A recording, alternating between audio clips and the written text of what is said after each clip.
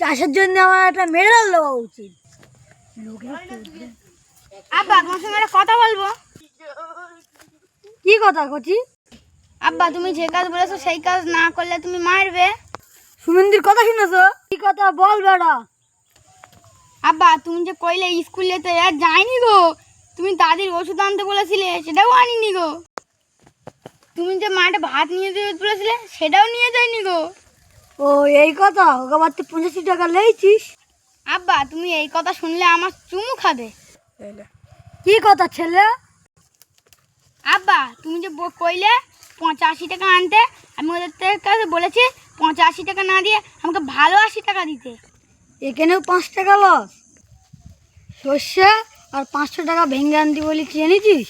আব্বা এই কথা শুনলে তুমি আমার চুমু খাবে আর মেডেল দেবে। সুমন্দির কথা শুনেছো? আব্বা তুমি যে কইলে সর্ষে ভাঙাতে, সর্ষে দিয়ে দিচ্ছি আর ওই লোকটা যে ফিরেছে ওই দিকে আমি 500 টাকাটাও ভেঙে দিচ্ছি, দুটো একসঙ্গে ভাঙতে হয়ে গেছে।